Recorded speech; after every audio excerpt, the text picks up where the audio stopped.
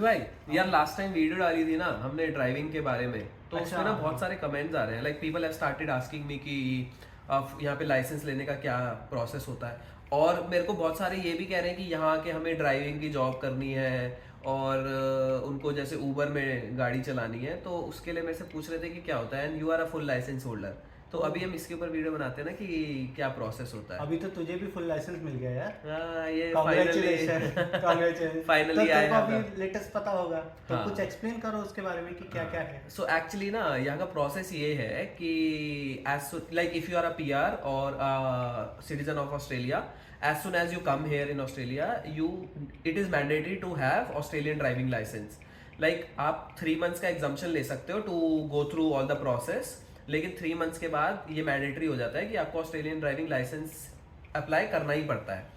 और अगर visitor visa पे भी अगर आप आ रहे हो तो it is good to have Australian driving licence. So अगर आप लोग टेम्परेरी वीजा पे आ रहे हो या if you are a PR, इस वीडियो को एंड तक देखो अगर आपको पूरा प्रोसेस जानना है कि पर आपको ऑस्ट्रेलियन ड्राइविंग लाइसेंस कैसे मिल सकता है। तो इनका ना एक ये होता है कि अगर आप कहीं बाहर किसी और कंट्री से आ रहे हो एंड आपके पास ओवरसीज ड्राइविंग लाइसेंस है, तो इन्होंने ना उसके बेसिस पे कैटेगराइज करा हुआ है। Okay. There are 3 categories.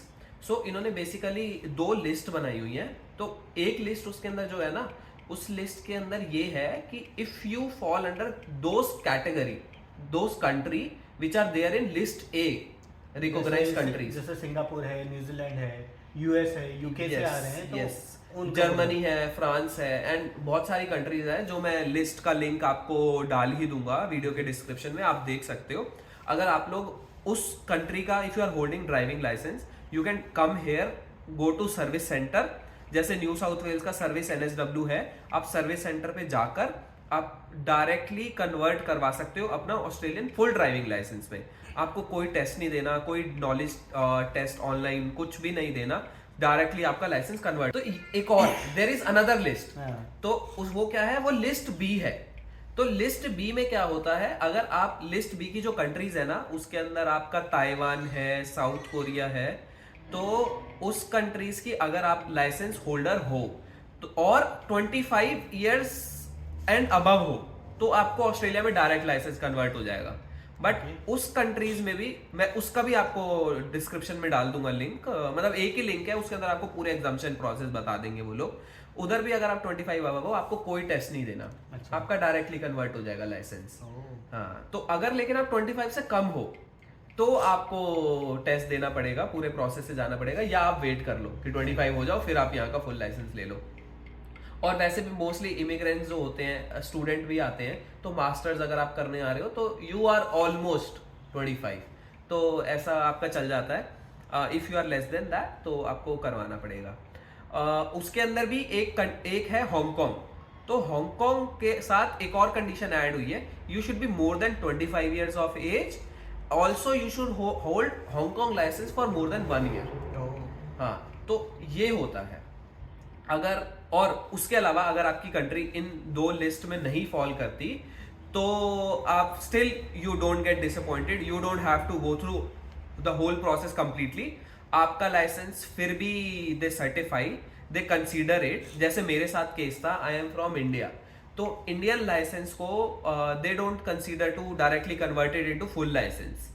वहां पे हमें online driving knowledge test DKT जो होता है वो देना पड़ता है और आपको ड्राइविंग टेस्ट भी देना पड़ेगा। बट आप सर्टेन प्रोसेसेस स्किप कर सकते हो। जैसे फुल ड्राइविंग लाइसेंस अगर आपको फ्रॉम स्टार्ट स्क्रैच लेना है, you don't hold overseas licence, तो आपको क्या करना पड़ता है कि आपको पहले DKT देना पड़ता है। DKT देने के बाद आपको लर्नर लाइसेंस मिलता है। लर्नर लाइसेंस देने के बाद आपको ड्राइविंग टेस्ट देना पड़ता है, जिसके बाद आपको रेड पी मिलता है। तो रेड पी में ये होता है कि आपकी लर्नर लाइसेंस में अगर आप ड्राइव कर रहे हो तो you should have a full licence driver always with you in the car. वो मैंडेटरी है, आप अकेले ड्राइव नहीं कर सकते। और यहाँ पे कुछ ऐसे पार्क्स भी हैं, जैसे पैरामेटा पार्क है, उन पार्क के अंदर आप लर्नर लाइसेंस अलाउड ही नहीं होता, तो आप उसके पार्क्स में एंटर नहीं कर सकते।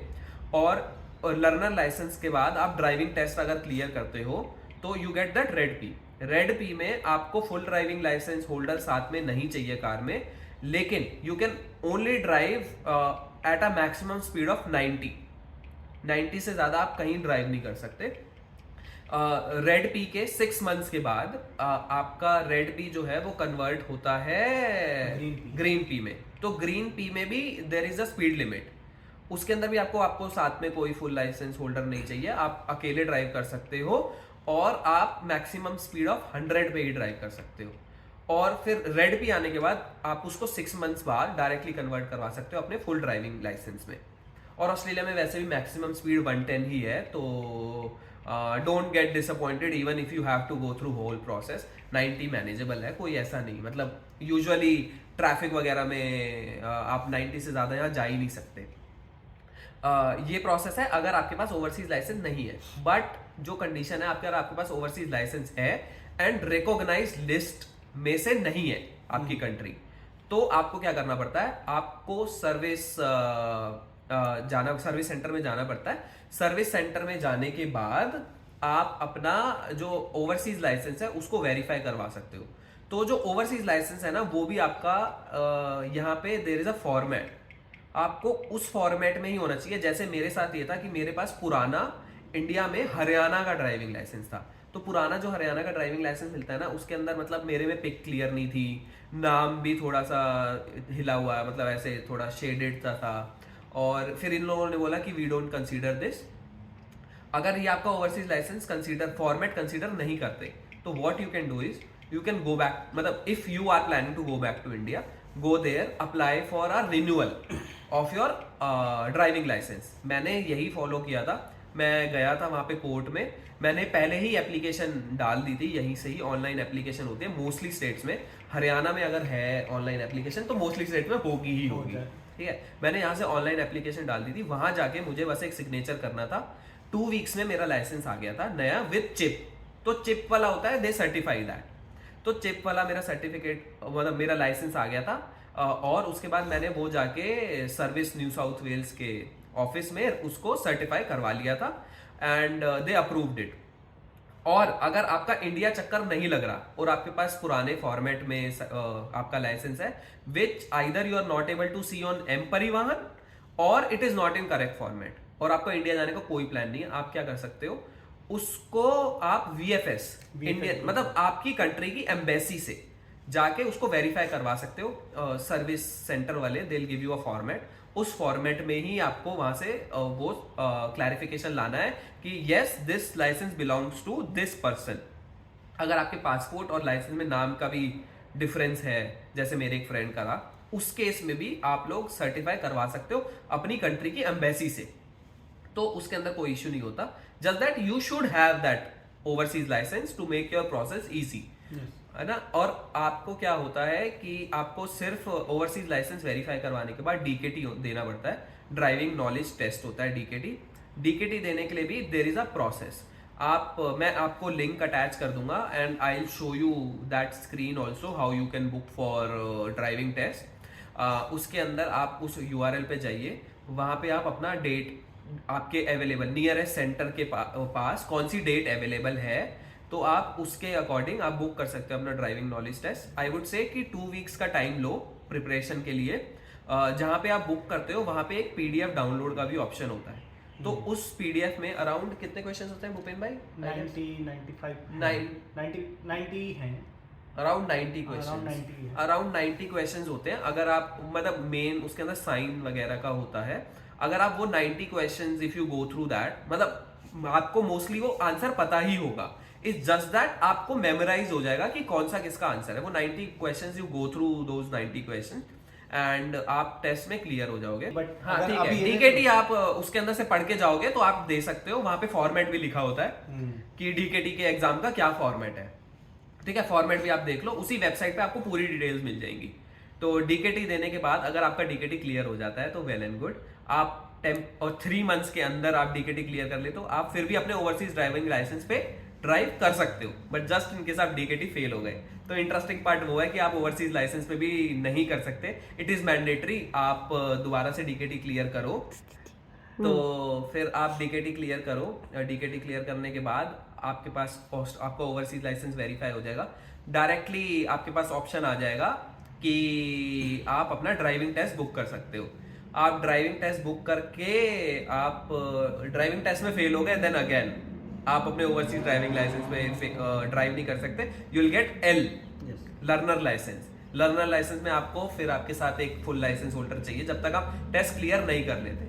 जिस दिन आप टेस्ट क्लियर कर लोगे 2-3 अटेम्प्ट्स में, मतलब बहुत सारी चीजें होती हैं यहाँ पे टेस्ट क्लियर करने के लिए। आप मैं उसकी भी एक वीडियो बनाऊंगा कि what things you should take care of before going for a drive, ठीक है। तो मतलब मैं भी फेल हुआ हूँ और फेल होने के बाद ही मैंने क्लियर किया है। तो what all things that you should keep in mind before going for driving test, मैं वीडियो बना के उसका भी लिंक इसके साथ अटैच कर दूंगा बाद में। और यस, आपका फुल ड्राइविंग लाइसेंस अगर क्लियर हो जाता है, आपका विद इन आपको रिसीट मिल जाएगी साथ के साथ। आप फिर अकेले ड्राइव कर सकते हो, एल की आपको जरूरत नहीं है। हाँ, तो फिर आप उसके बाद 12 सीटर गाड़ी तक चला सकते हो एंड 4.5 टन तक चला सकते हो। तो आप उसके बाद अगर आपको ऊबर भी चलाना है, ऊबर के लिए भी there are some certain rules that you have to follow, और कुछ कंडीशंस है that you have to met. वो एक उसका भी मतलब मैंने तो कभी अप्लाई नहीं किया, बट अगर मुझे कुछ रेफरेंस मिलता है किसी से, I will try to make a video. And उसके बाद आप नॉर्मल जो 10 seater car, 12 seater car for taxi and all those you can then drive. Yes, thank you. अगर आपको कुछ क्वेश्चंस हैं इसके रिगार्डिंग भी, तो आप मुझे, मैं अपना इंस्टाग्राम लिंक भी अटैच कर दूंगा वीडियो के साथ, इंस्टाग्राम पे मैसेज कर सकते हो।